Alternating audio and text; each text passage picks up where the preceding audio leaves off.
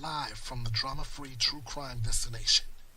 This is Mondays in Memoriam, where silence speaks, names are remembered, and justice refuses to fade.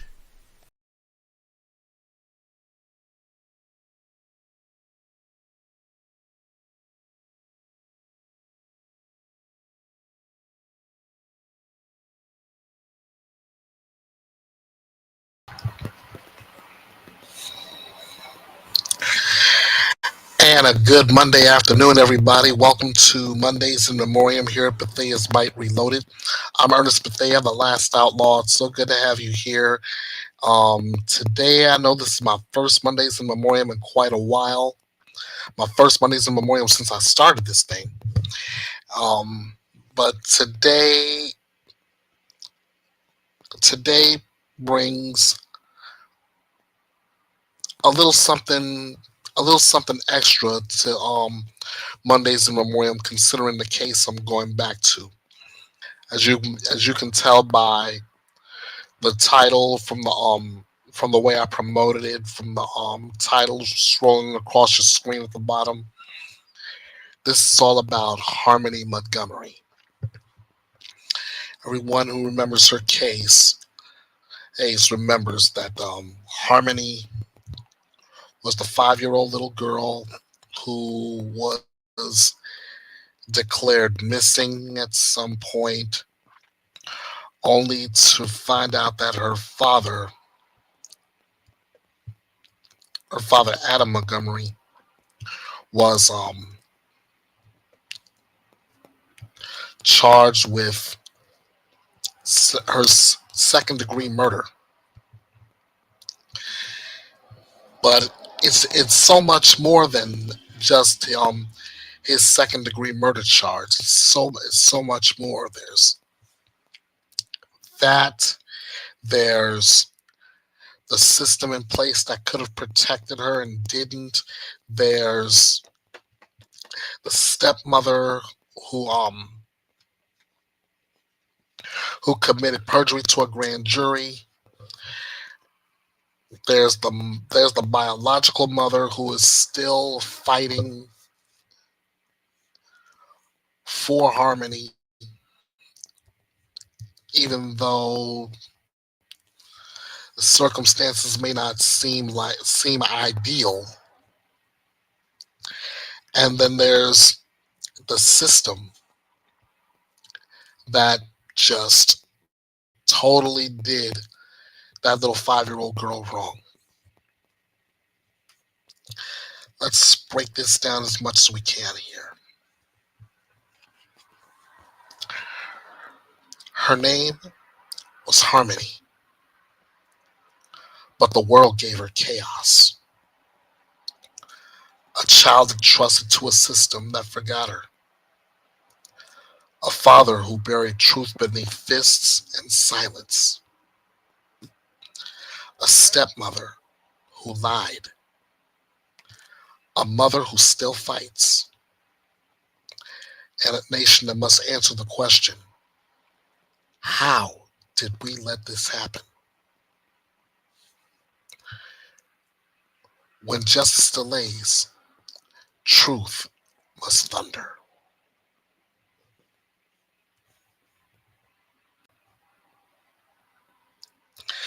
As you can see, courtesy of our good friends at Court TV, they have extensive coverage of all things Harmony Montgomery. And I am fortunate enough to bring all this to you here at Bethea'S Byte Reloaded. So first thing I'm going to do right now is take you back to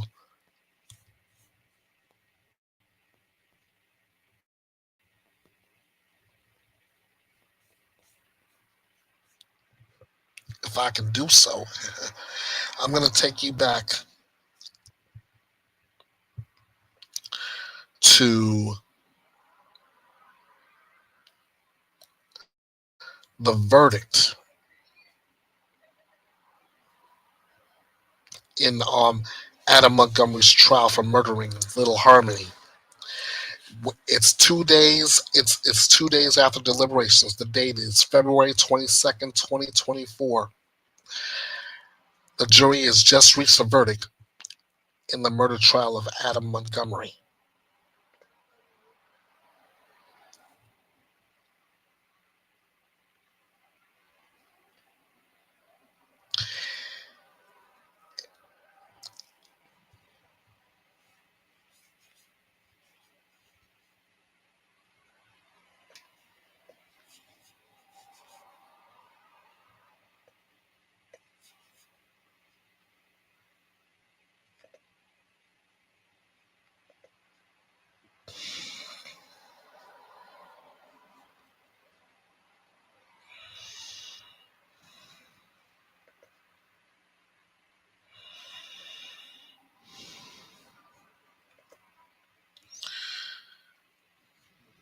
"2 days, 6 hours, 44 minutes, and 3 seconds total,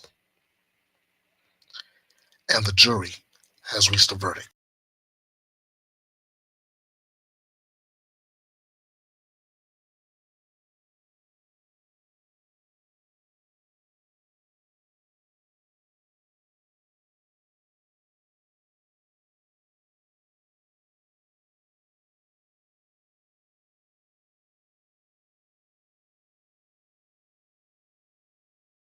Mr. Foreperson, it's the court's understanding that the jury has reached a verdict in this matter.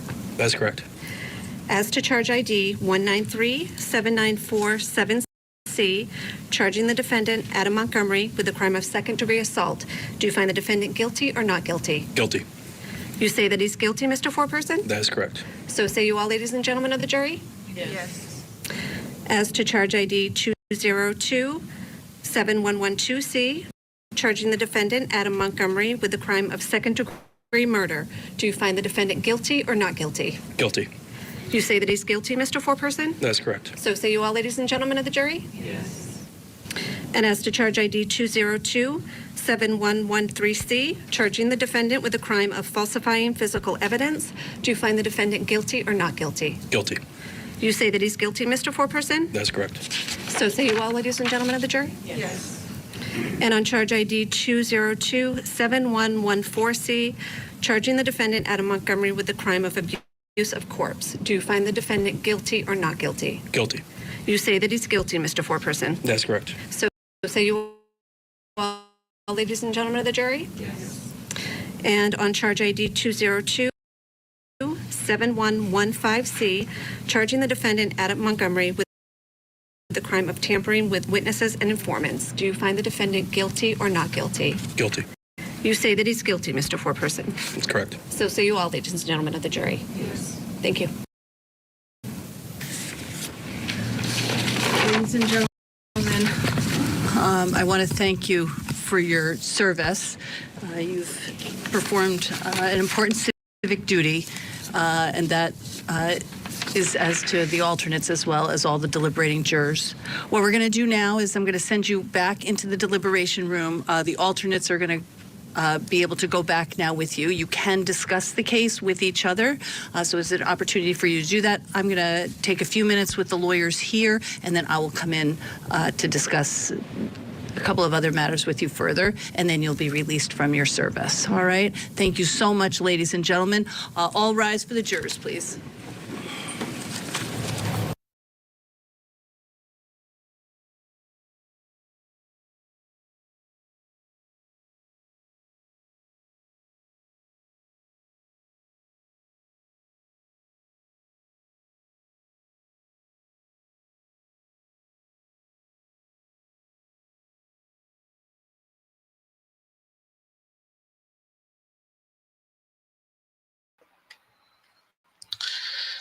Now, ladies and gentlemen, you just heard and saw the verdict being rendered in Adam Montgomery's murder trial.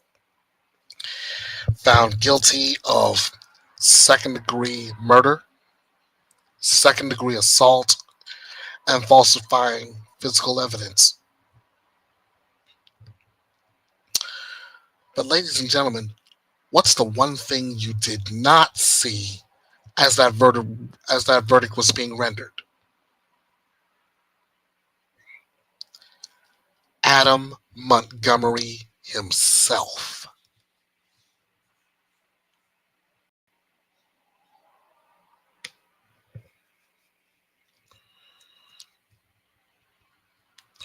This is what I mean when I talk about the crime and the coward. Adam Montgomery was convicted of second-degree murder in Harmony's 2019 death. Prosecutors say he moved her body for months before disposing of it. Today, to this very day, he is appealing before the New Hampshire Supreme Court for a new trial. Let me break this part down for you a little bit further.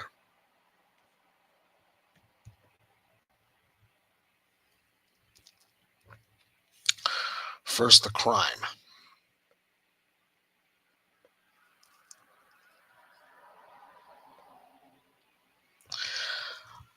Now, this is according to the Wikipedia entry, which normally I don't trust, but sometimes you do what you got to do. Harmony was subjected to beatings and abuse by the father. When Adam's uncle Kevin Montgomery noticed that Harmony had a black eye after visiting from Florida, Adam allegedly told him that he bashed her around. Kevin contacted child protective agencies to report the abuse, but nothing came of it. See, now this is where I say that this is that system that did Harmony wrong in so many ways. In late 2019, the Montgomerys were evicted from their home and began to live in their car before moving to a homeless shelter. Adam and Kayla had major substance abuse issues and were abusing drugs in the car while living with the three young children in the back seat. While living in the car, Adam repeatedly beat Harmony, who had trouble with bathroom accidents, a problem that had not started until they were homeless. After going into a rage one morning, while the family were traveling to a methadone clinic and beating her to death, Adam hid her body in a duffel bag. He and Kayla would then go on to conceal her remains for several months, initially freezing the body and later thawing it out to cut up the remains and dissolve it in lye. To this day, the body has never been recovered. On March 12, 2024, a New Hampshire judge granted Harmony's biological mother, Crystal Sorey's, request to have Harmony declared legally dead due to Adam Montgomery's confession to abusing her corpse.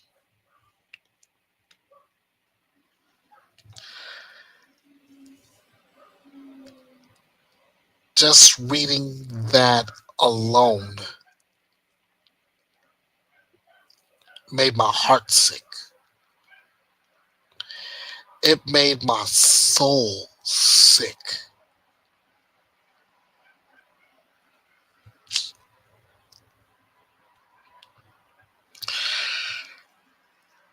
Who would even think of doing this to a child? I mean, I get it. You're homeless and you have substance abuse issues. I get that. But what's the reason? What's the reason? What's the reason to take it out on a child?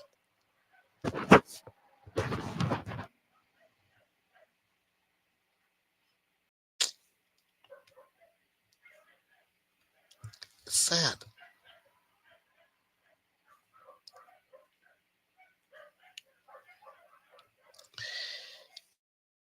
It's a sad thing.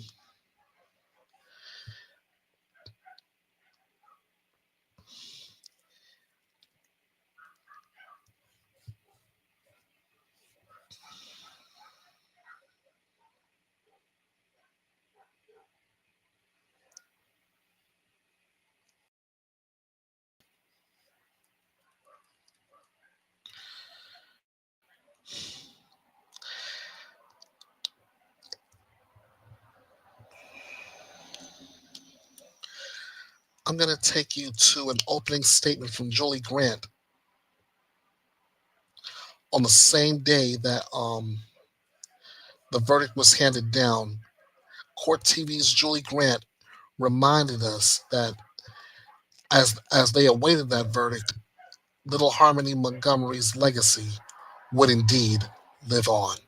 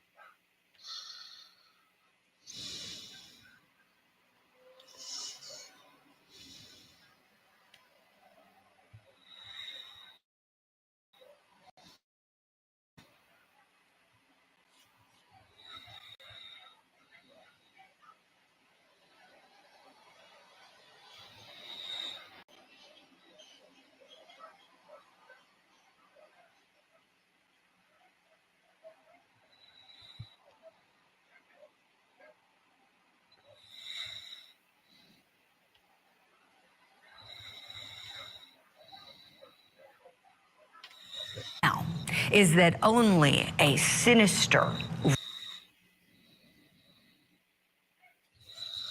young sons should be tossed. It's all coming up next, plus much more for you.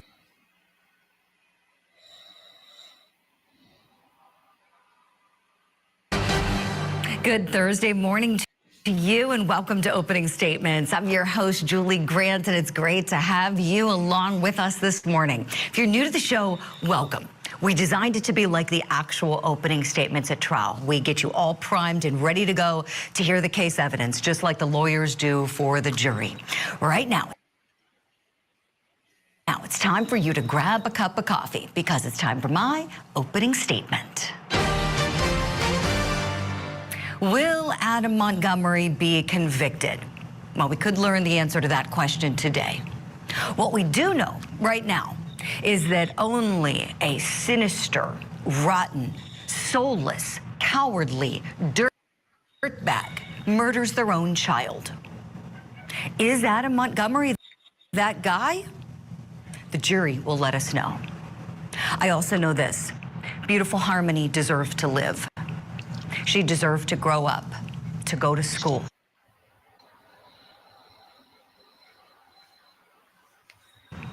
To play with her friends, and to spend time with her best friend, her little brother, Jameson. And now Jameson sadly must go on without his sister. And Harmony will live on in spirit. Now, even though she may not be here on earth any longer, her legacy will live on. I really believe that Precious Harmony has become a face that is synonymous with child abuse prevention. My friends, I know that all of us watching her trial, hoping for justice for her, care about putting a stop to child abuse, locking up the people who harm defenseless, innocent kids. And we can continue advocating for child abuse prevention in Harmony Montgomery's memory. And as we do that, let's keep Precious Jameson in our hearts. He is a special little boy who I have no doubt is going to grow up to do big things. I told his dad, Blair, that the other day. And I know Jameson will do those great things in this life with his sister Harmony's love and memory in his heart. So let's hope the jury verdict brings beautiful Harmony the justice that she deserves. That's my open.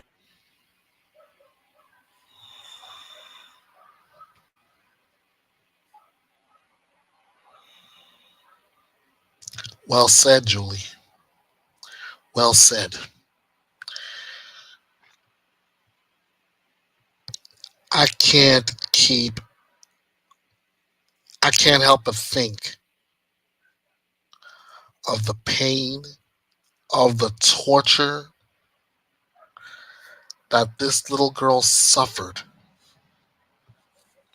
at the hands of the man who's supposed to love on her, protect her, shield her from harm.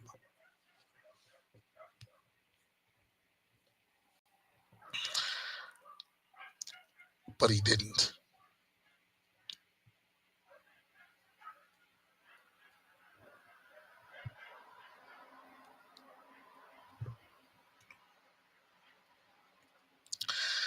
To this day,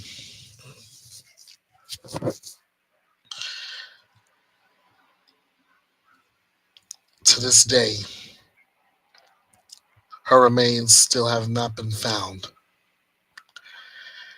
And Harmony's mother feels that she's not at rest.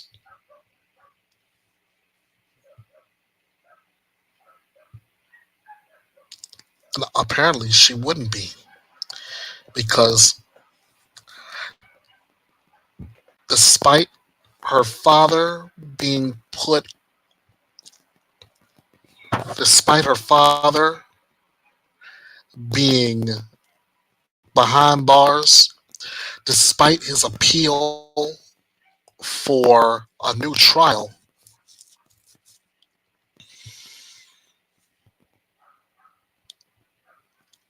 justice for Harmony is not complete. Justice for Harmony is not total. This conviction is only partial to that. We still don't know where Harmony's remains are, and that child and the child protective system in New Hampshire,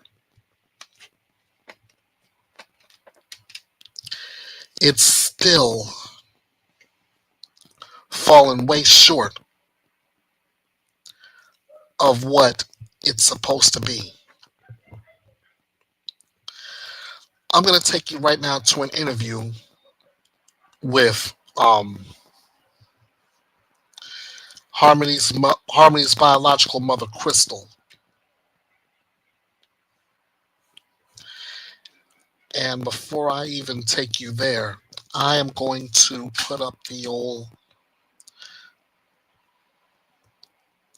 copyright warning, because we may be getting coverage where there's music in the background, and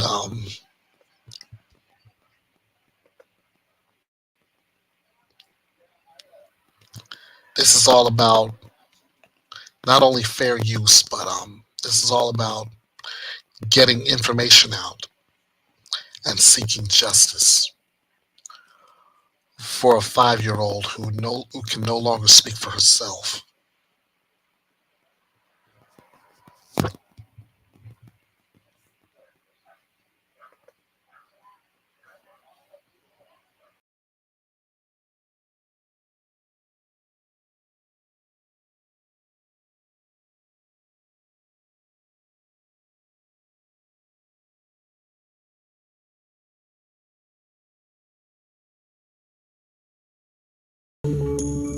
Where is little Harmony Montgomery? What happened to her? These are questions that have remained unanswered for more than 4 years in Manchester, New Hampshire. But now, at least one of those questions has been answered. This sweet 5-year-old special needs girl was living in a car with her violent career criminal drug addict father, Adam Montgomery, her lying, drug-addicted stepmother, Kayla, and 2 younger half-brothers. Harmony was living a very tumultuous life with a man she barely knew. Adam was in prison when Harmony was born, but somehow he got full custody when Harmony's mother missed a court hearing because she was in court in another courthouse for another one of her children. And the judge and the lawyers did not delay the hearing, something that should have been requested by the attorneys and something any judge has the discretion to do. The results of that hearing was a death sentence for Harmony. She was living in a car with 4 other family members, and that shook Harmony to the point that she was having accidents. These accidents resulted in brutal beatings by her father, the last one killing her. Adam Montgomery was convicted beyond any reasonable doubt by a jury and will die in prison. But this story is not over. Harmony has still not been found. Tonight, we speak with the one parent who loved Harmony. Crystal Sorey joins us live for the hour as we continue our investigation into what happened to this little angel. I'm Vinnie Politan. Thank you so much for joining us. This is going to be an important hour here on Closing Arguments. Harmony Montgomery had a difficult life. We all know that now that we've gotten to know her story to a certain extent. It wasn't easy. Think about it. An abusive killer father. An abusive killer father who was in prison when she was born and some way gets custody. I mean, let's not start down that road because that will drive you crazy. It's inexplicable. It was outrageous, but it actually happened. Not only an abusive killer father, but then an evil stepmother who did nothing to protect this little girl. Zero. Nothing. Lied. Lied some more. Lied again. The only one who was looking for her was her mom, Crystal Sorey. And Crystal struggled with addiction issues, addressed those issues, but lost custody. And then Adam just did whatever he could to avoid any contact with Crystal, keeping Harmony away, and now we know why. Now we know why. So in this case,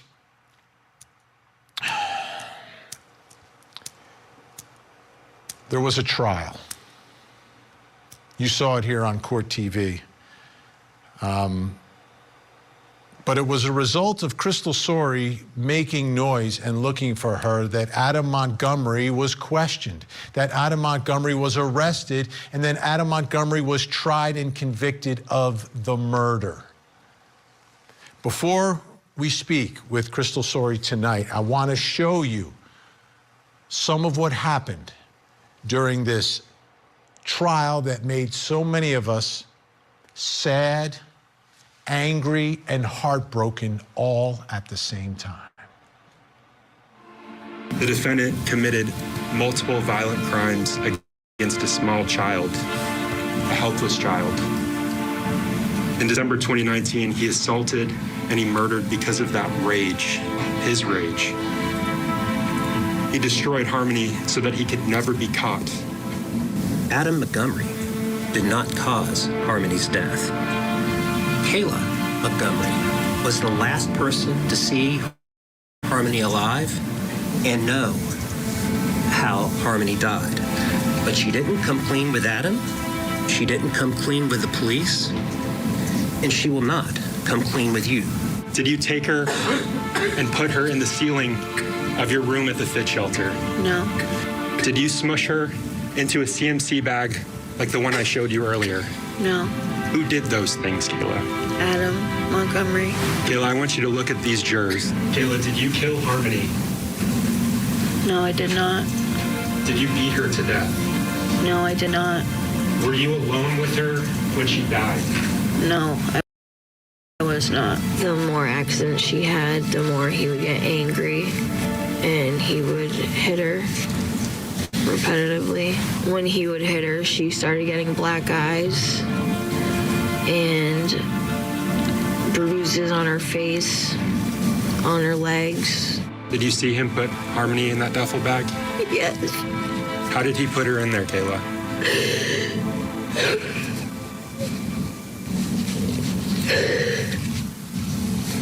He like folded her in half and put her in the double bag.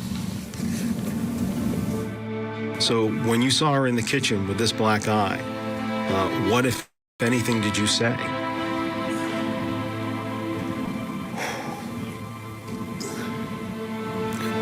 It's okay, take your time.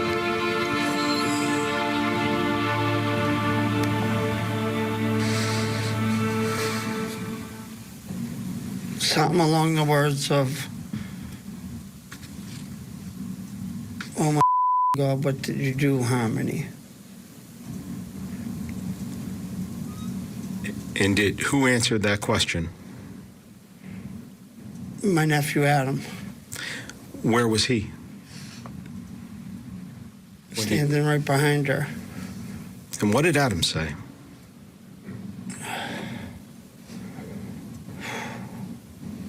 She didn't do anything. I bashed her around the house. She won't get the burial that everyone deserves. She doesn't get a headstone in the ground above the head that he battered. She doesn't get to be at peace in death because of what he did, because he can't afford to tell anyone where she is. He believes Harmony's life and death are a waste of time, and that they weren't anything to him, and that he dumped her like trash. This is what you've seen in the evidence. This is what you've heard the defendant say when you consider whether he has an extreme indifference to the value of Harmony's life when he killed her. He had no value for her life when he killed her. He took an innocent life, a child, for no reason other than his rage and his indifference and his ignorance and his lack of humanity. Because this trial is about Harmony Montgomery. When did you last see Harmony?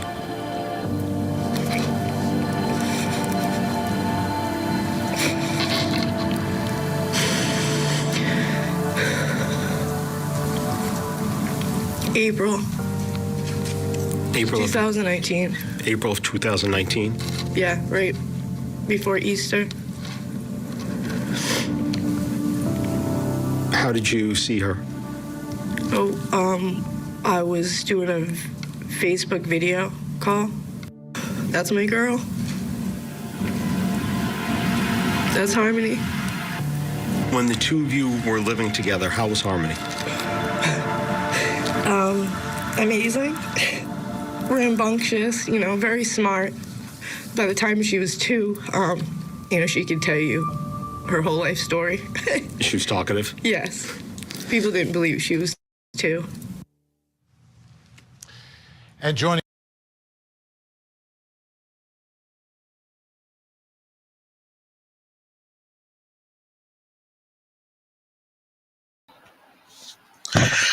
Before I get to the interview with Crystal Sorey, I want to say that in my mind and in my heart,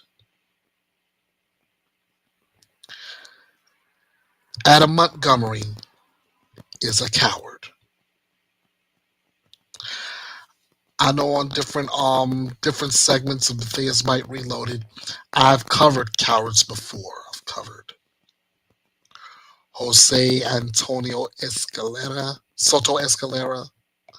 I've covered Travis Decker, and I've covered the young man, I can't call his name out, but he was just recently convicted of killing his girlfriend, his ex-girlfriend, I should say, and taking his 2-day-old child and throwing her into the Mississippi River. I covered those 3 cowards. I called them out as cowards. But as far as I'm concerned, these 3 gentlemen, and I use that term extremely loosely, are just drops in the bucket to the cowardice displayed by Adam Montgomery.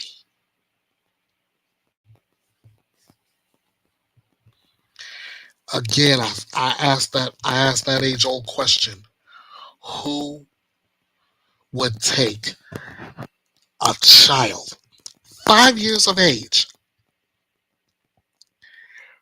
and beat her to death, then hide the body,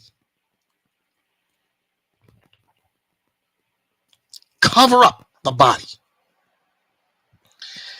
and now, to this very day, won't even say where she is to give her a proper burial, much less the justice she deserves? Yeah, Adam Montgomery is a coward of the lowest order.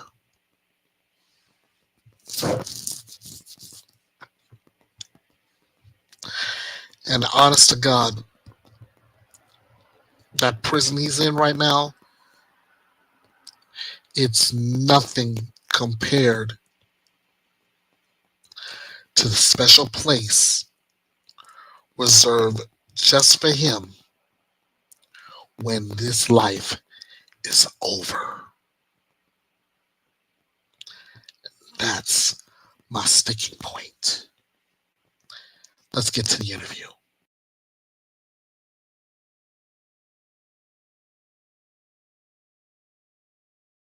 Joining us as our special guest this hour, Harmony Montgomery's mom, Crystal Sorey.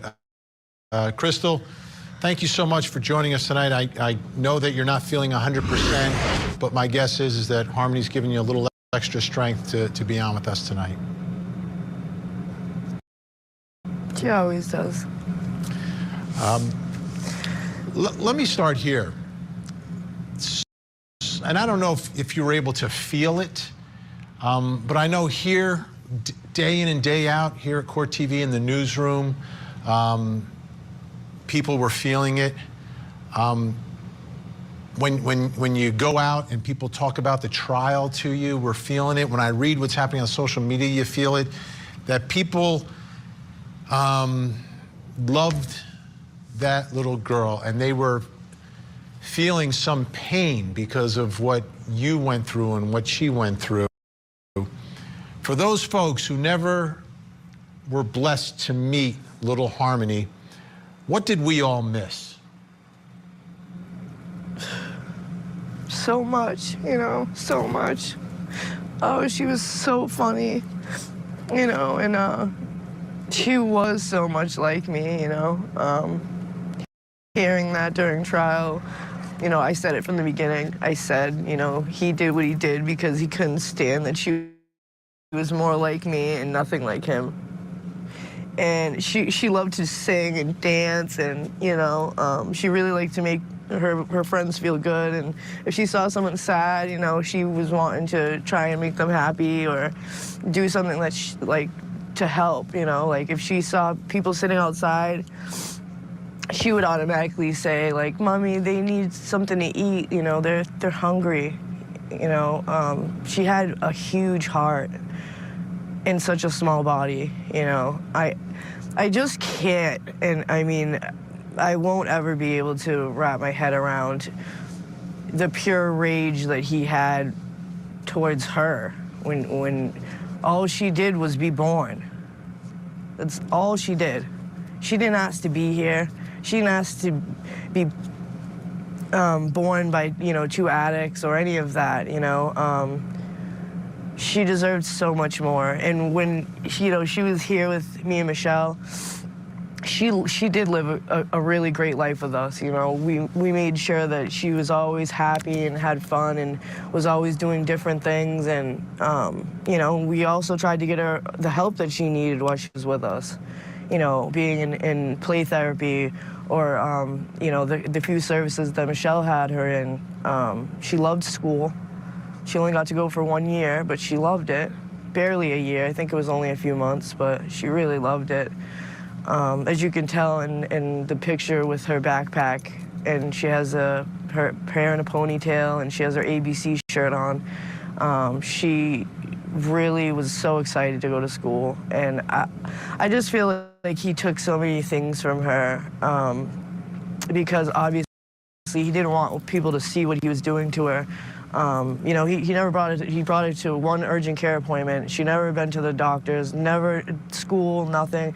It was like she didn't exist to any of like the government in that area. But there's so much about her that isn't said, you know. She was blind in her right eye, but she didn't let that stop her. She didn't let that stop her. And when she was misdiagnosed, like, you know, they said she was going to be special needs. They said, you know, she was going to be developmentally delayed, and she was none of those things. She was none of those things. They were wrong. They were so wrong. You know, when she got around kids, she would, you know, she just would want them to, how do I say it? She would just want them to be happy, like, no matter what it was. Like, if she saw someone angry, she'd be like, well, why are you mad? Can you talk to me? Like, what child does that? That is amazing. Yeah, like, that's you know, amazing. Oh gosh, she was, I would call her an old soul sometimes, you know. I say the same thing about Jameson. They have that in common. They are so much more mature than you ever would think they would be at their age, you know. People really did not believe her age, you know, and now thinking about, it's been, you know, 4 years and she would be 9. I just think of all the things that she would be doing right now, how she would be thriving, you know, if she was here with me. So that's really what I think about a lot, is where is she and what she would be like today. You know, we covered the first trial of Adam Montgomery, and he said something at his sentencing. I want to play that for a moment and then ask you a question about it. Yep. I understand that I was found guilty by a jury, and I'm not here to dispute that at all. The only consideration that I ask of you this morning is for you not to consider anything as it relates to the case regarding my daughter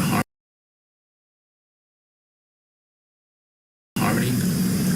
I did not kill my daughter Harmony, and I look forward to my upcoming trial to refute those offensive claims. He said he was going to refute it, but we looked in the courtroom every day, and he didn't show up, Crystal. Your thoughts about Adam not having the guts to show up and face the charges? Well, he's shown us all what type of person he is. He's 150% a coward. He only hits women and children because he can't face a man. And he makes sure that if he thinks you're even a tiny, tiny bit afraid of him, he is going to use that, and he was going to do whatever he can to manipulate you, or play on your emotions, or play little mind games. Like, what goes for me, what I go back to when I think about him saying that is the choice of words. He could have used any word other than offensive. He could have said horrendous. He could have said disgusting, disturbing. He could have used any word, and he chose offensive because it offends him that people know what he did. It offends him that he no longer has control. It offends him that people see him for who he is and not the facade that he makes people believe. So, the way I think about him, he's a coward, and he's not even worth the poop on my shoe. to be honest. So, this trial obviously had many difficult moments for anyone to watch, let alone Harmony's mother, you.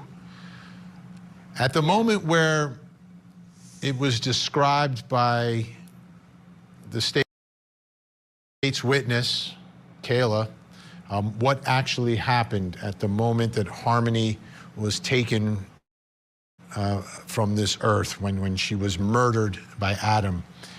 Were you inside the courtroom for that moment? So there were 2 days where they did it. I was there for the second day. I wasn't there for the first day. But even still, like, even if I missed a day, I would sit and just watch everything I missed, you know? So and that's what I was wondering, if you wanted to not hear it, or if it was okay to hear it, so you wanted to know that you wanted to hear what had happened. There was certain parts where I did get up and walk out, because I know it's different coming from her, but if you think about it, I have heard this and been told this and read affidavit after affidavit, document after document. So this is like literally all I've heard for the last, you know, almost 40 years. So hearing it from her was totally different than reading it on any paper, especially with the lack of emotion in a lot of things that she said, except for the only thing she cried about was describing what he did with her body, basically. She didn't cry at all when she described him beating her, punching her multiple times, and that. She didn't drop a tear one time during that. And I thought that was very strange, very, very strange. If something traumatic like that happened to you, and it happened to a little girl you claim to have loved, you're gonna cry the whole entire time you're speaking, not just when he talked about putting her in the duffel bag. I agree. I agree. I found a lot of folks found a lot of problems with Kayla Yeah, Montgomery. her testimony to me is just very strange, very, very strange to me. She can convince the world that she was afraid. I do not believe that. I do not believe that. If you were so afraid, you would not have conceived a third child while my daughter was in the vent above your bedroom, above your bed with that man. You would not have conceived a child. Wow. And she did, and it happened to be a girl, because that is how God works. And guess what? She don't get to have her daughter either, ever. She don't get to be around those kids, and you know what? That's the best thing for them. Let me ask you this. Because you know what? They have a chance. Yes, that is important. I mean, throughout all of this, there's still more children, which is... Yeah. Harmony was a victim, but so were those two boys. Absolutely. Let me ask you this. This trial that we all watched, do you believe that the truth came out inside that courtroom? I do. I really do. I feel like there were some things that obviously were left out, but I feel like the just the amount of like witnesses they had, and you know, Adam not being in the courtroom, you know, her testimony of like barely having any emotions and whatnot. I think it really had a lot of people in the world that were like had missed things or had some things mixed up, the timeline, and I think it clarified a lot of things for people. And also, you know, they got to see it for exactly what it was, like a nightmare, like a horror movie, like. You know, nothing was sugar-coated, and I feel like Ben Agati and Chris, they did incredible. Oh, they absolutely. They absolutely did. Incredible. I mean, and what you're saying is so important, to understand the reality of what happened here. I mean, and it's hard to believe that it actually happened, but it did. Crystal Sorey is staying with us the whole hour. This story's not over, folks.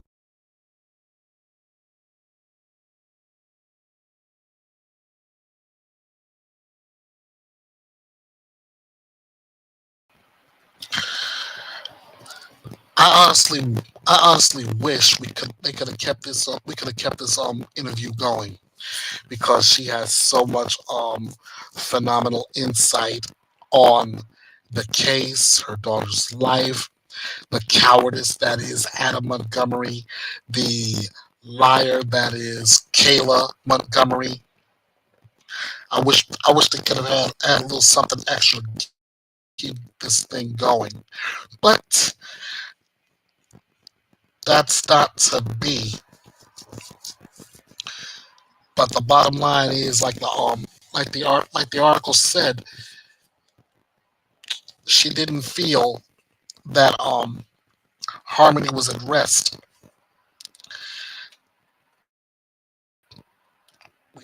We move further down the timeline. Let's see. It's March 7th. Kayla Montgomery is granted parole. We're in March. Crystal asked for the state to declare Harmony legally dead. It was granted on March 12th.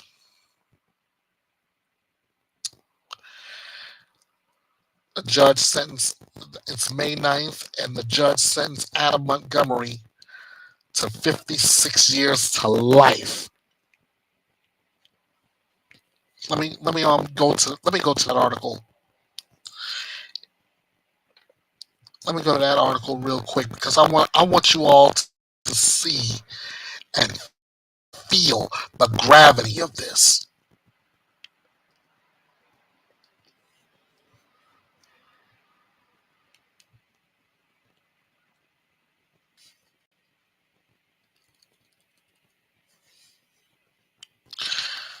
Okay.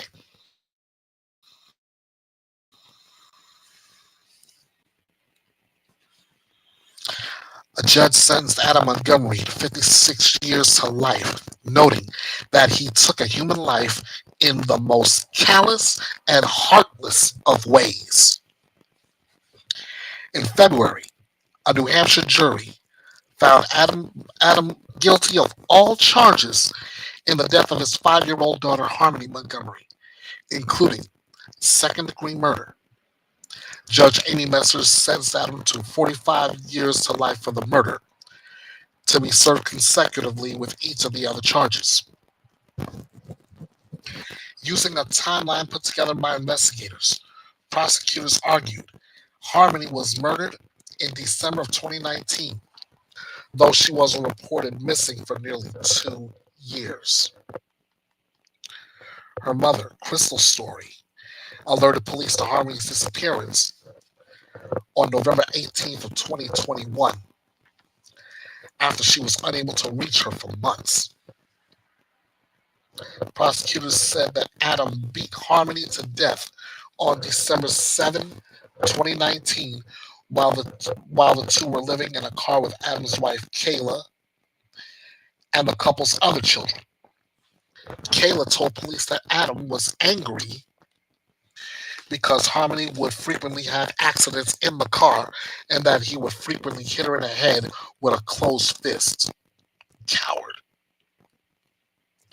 Investigators said that over the next several months, Adam and Kayla moved Harmony's body from the car to bags of snow to a cooler to a ceiling vent and a walk-in freezer as they continued to conceal her death, as Adam also tried to help decomposition with lime. Investigators said that in the spring of 2020, Adam rented a U-Haul and took the bag with Harmony's remains to dispose of them. Her body was never found. To this day, ladies and gentlemen, her body still hasn't been found. At trial, Adam's public defender admitted his client helped cover up Harmony's death but pointed the finger at Kayla for the murder. At his sentencing, prosecutors said that if Adam revealed the location of Harmony's remains, which led to their recovery within 7 days, they would recommend a shorter sentence. Adams called the offer a stunt and accused prosecutors of seeking a reaction, only to call him heartless, immoral, and without remorse when he acted appropriate with his counsel's recommendation. Sorey spoke directly to Adam at his sentencing, saying that he killed their daughter because she wasn't a coward like you, quote unquote. Quote, I wish you nothing but pain and misery for the rest of your pathetic life.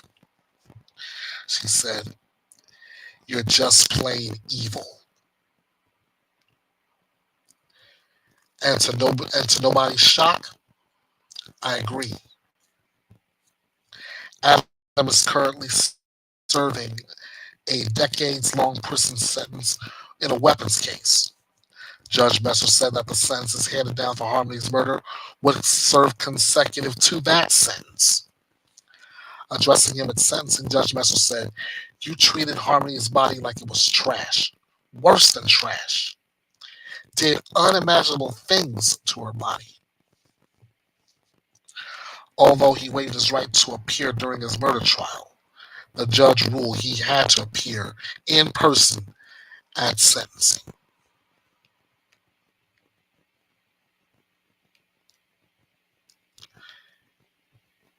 Just reading that alone. And I'm using the words of Randy Macho Man Savage for this one. Just reading those words alone was enough to get me hot. But as I read onward, what Adam Montgomery did and his reactions to it, that's more than enough to get me to the boiling point. Crystal Sorey is right. Adam Montgomery is indeed a coward.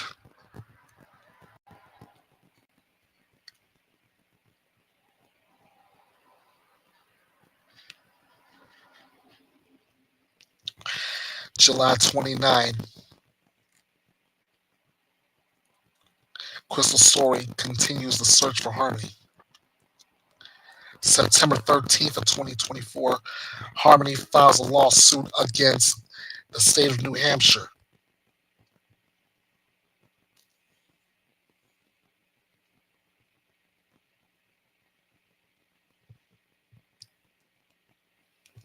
I'll go forward down the timeline. December 13th, 2024,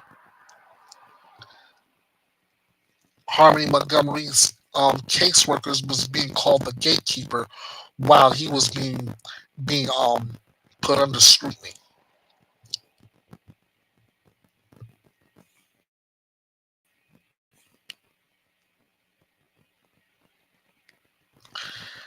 See, like I said, it's more than just what Adam did. It's more than the lies Kayla told. It was a system that did this child wrong in so many ways.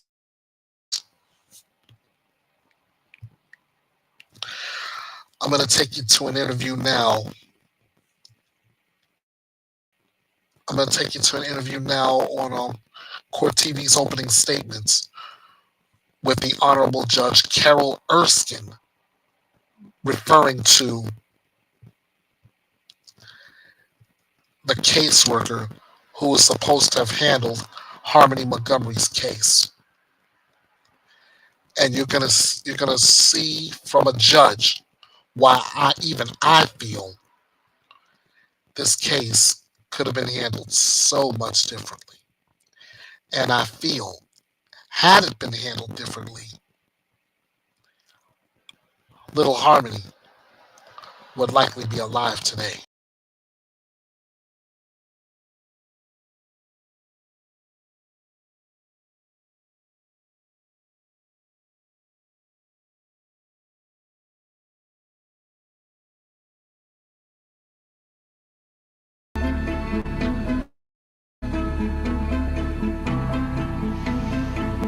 Welcome back. This morning, we're giving a voice to victims as the mother of Harmony Montgomery is trying to get some justice for her daughter.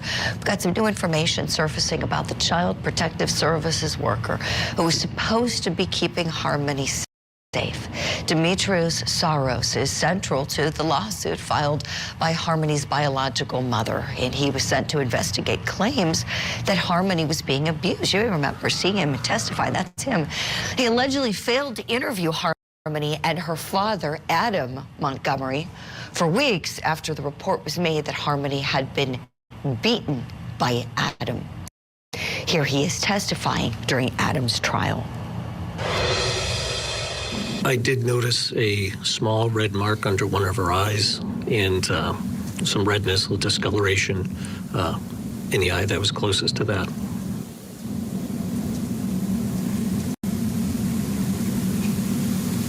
Did the defendant tell you anything regarding how that injury occurred? He did. He said that he had bought the kids, two younger children, he bought the kids like foam swords or lightsabers, and that they were playing with them, and that Harmony was struck in the face, in the eye, and that's how she got that mark. So now we're learning that Saros was twice removed from his position over a domestic violence conviction that was later annulled, and also a separate complaint over sexual harassment. What do you think about this? This guy kept his job. After all that, kept his job. I have another clip of him. You may remember this, again, testifying in the trial. Apparently, Adam was claiming that Harmony was with her mother. Remember all this? Remember a lot of the pointing the finger and trying to hide the ball? Let's take a look at what he testified to. He had told me that Harmony was now living with her biological mother. Do you recall the specific mother?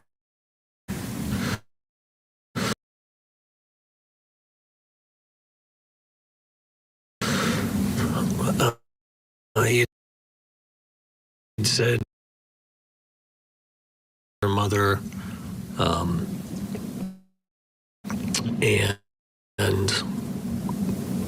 again, I'd have to probably look at my notes again, but I believe due to their unstable housing situation that Harmony ended up staying with her mom.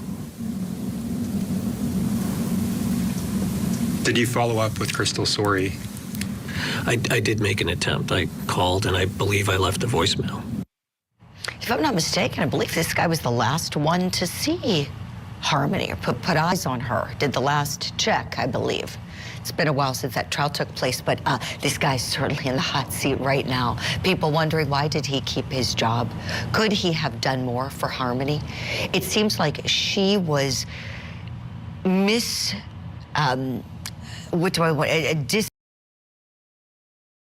disserved in every possible way she could have been. A little Harmony didn't stand a chance, it seems to me.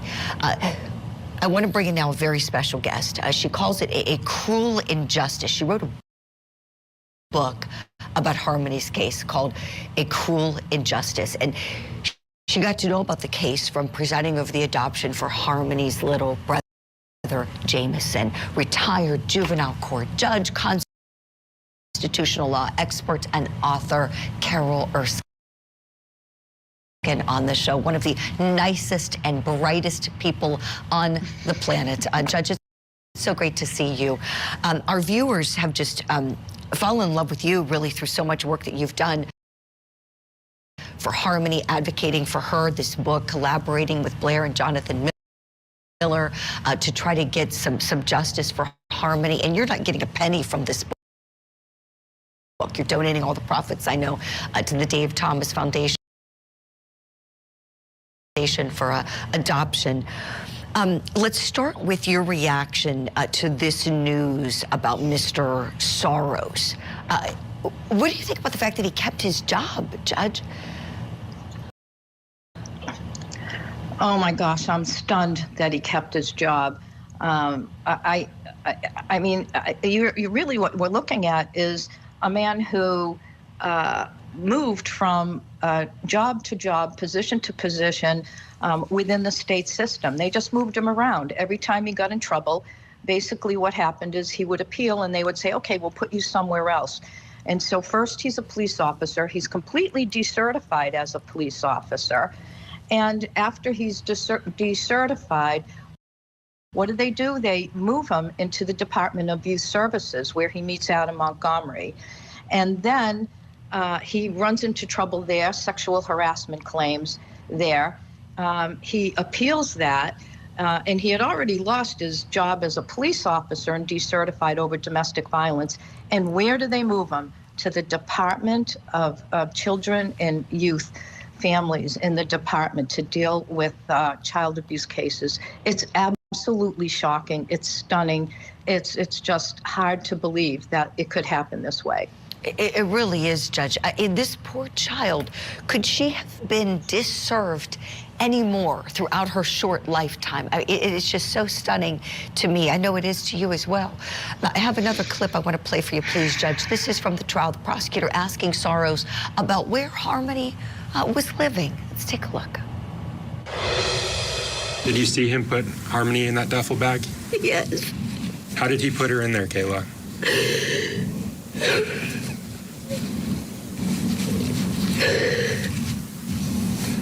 He like folded her in half and put her in the double bag. Okay, not the clip I was just referencing, but oh, what a good clip. Let's talk a little bit about Kayla. My goodness, her role in all this. Judge, how do you view Kayla? I don't know if I've ever asked you that question. Yeah, I mean, I think I write a little bit about her in the book. There's sort of a dichotomy there between her being a victim because he was so abusive to her. I mean, you saw the pictures of her at the trial. But, you know, of course, the other side in the chapter I call Stepmother or Step Monster is for the whole time he's driving down Elm Street in Manchester and reaching back and pounding Harmony in the head, punching her and punching her and punching her while she's moaning and until she stopped breathing. And Kayla Montgomery never did anything. She never stopped it. She never got out of the car to ask for help. And she knew that Adam had given Harmony a black eye when the social worker went to the house that first day. Of course, he didn't see Harmony. He lied about that to New Hampshire investigators, but he did see Kayla that day, and she herself lied about it. She knew Harmony was being abused and beaten by her husband and said nothing to the social worker. It is just infuriating hearing this. All these people, you know, not doing their jobs, you know, whether it's, you know, a job in Child Protective Services or a job, you know, as a wife and stepmother, not doing your job in protecting that beautiful child. Judge, what do you expect will happen with this lawsuit that Harmony's biological mother has filed? How do you see this playing out in court? Well, I think the lawsuit gives everybody a real look at what was happening behind the scenes. That's one of the most, I think, important aspects to this lawsuit. I mean, it really is eye-opening. And from my perspective,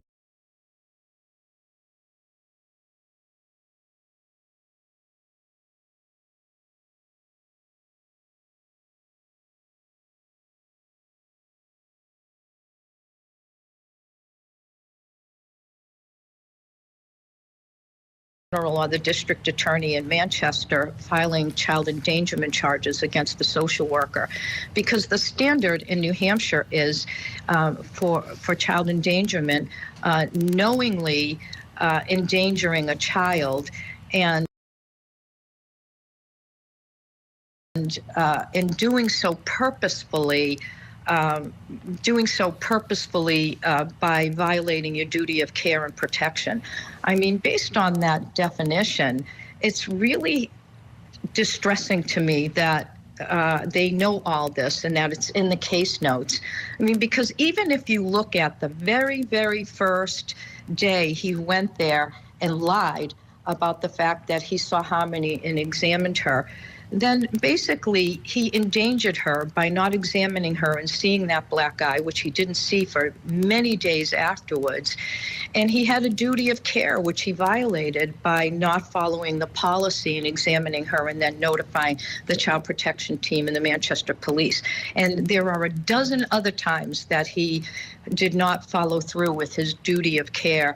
And so, you know, I think this raises the specter of why isn't anybody looking at the potential for criminal charges here?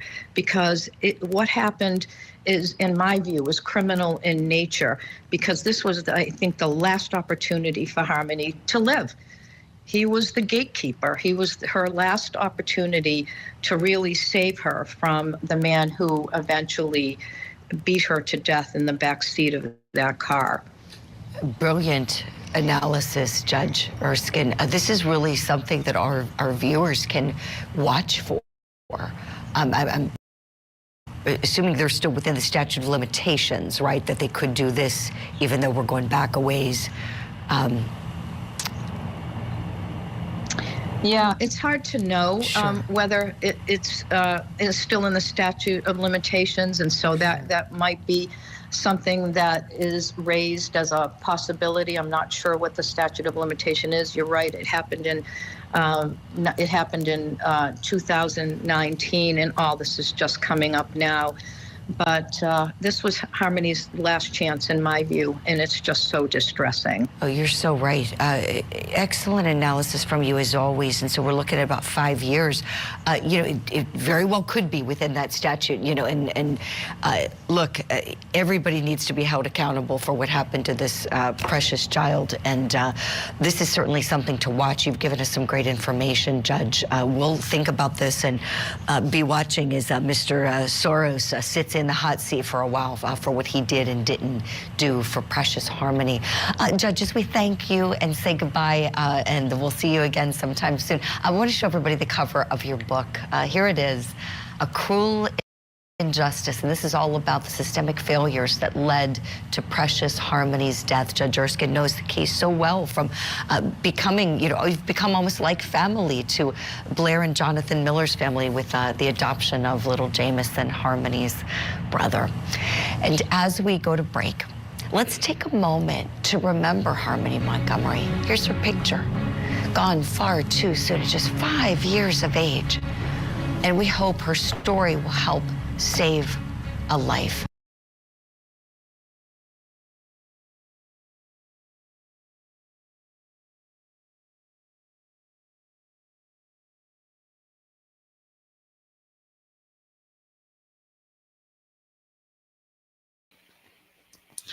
And that, ladies and gentlemen, is what I mean when I say that the system did Harmony so wrong.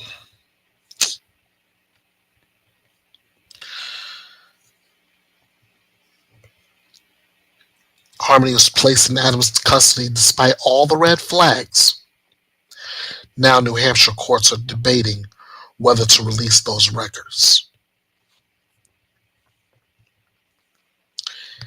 If they had responded to those red flags in the beginning, who knows? Maybe Harmony would be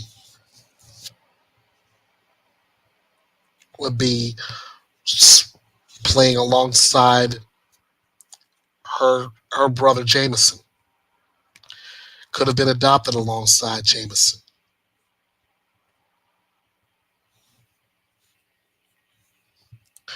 But instead, Jamison has to navigate this world, well, with his parents, with his adopted parents. And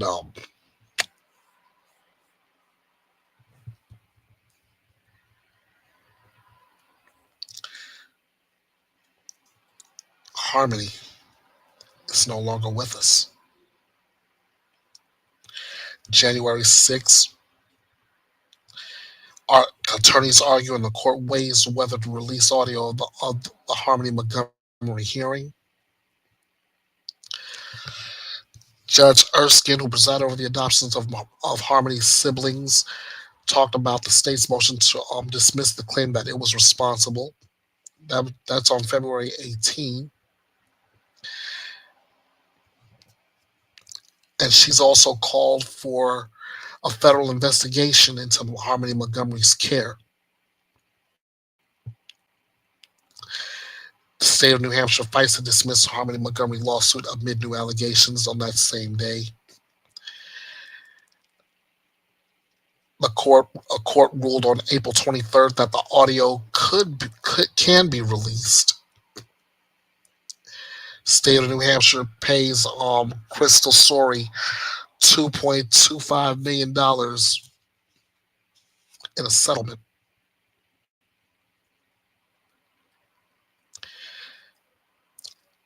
And then the judge herself filed a federal complaint over Harmony Montgomery's murder on July 8th. And is pushing for a federal investigation into Harmony Montgomery's death. All the circumstances surrounding her murder.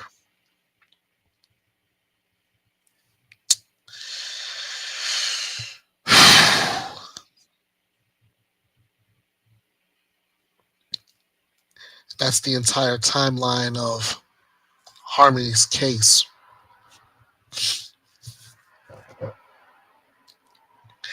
And I want to finish this edition of Bethea'S Byte Reloaded Mondays in Memoriam with a passage from Proverbs 31, and I'm coming up from verse 8. And I'm reading from the New King James Version, so bear with me. Open your mouth for the speechless, in the cause of all who are appointed to die. What is it saying, really? What was it saying, really?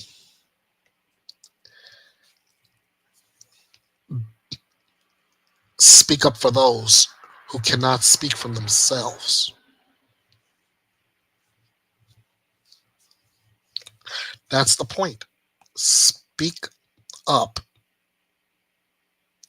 and speak for those who cannot speak for themselves.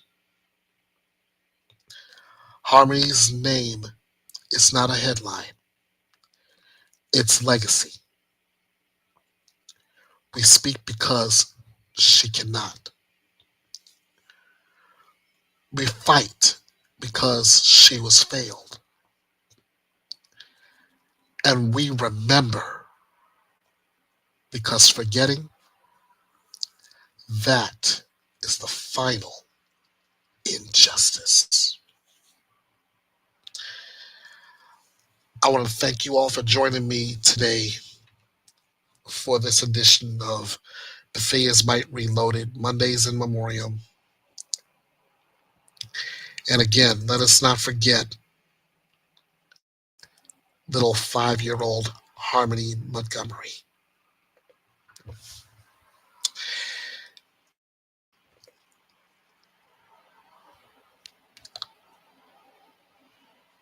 Let us not forget that sweet little girl whom not only did her father, the one who was supposed to protect, care for, and love her, not only did he do her wrong, not only did her stepmother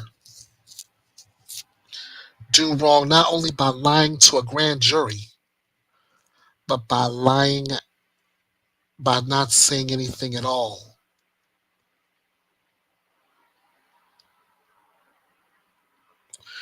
But the system that's supposed to have been in place to protect Harmony also did nothing as well. Let's remember that.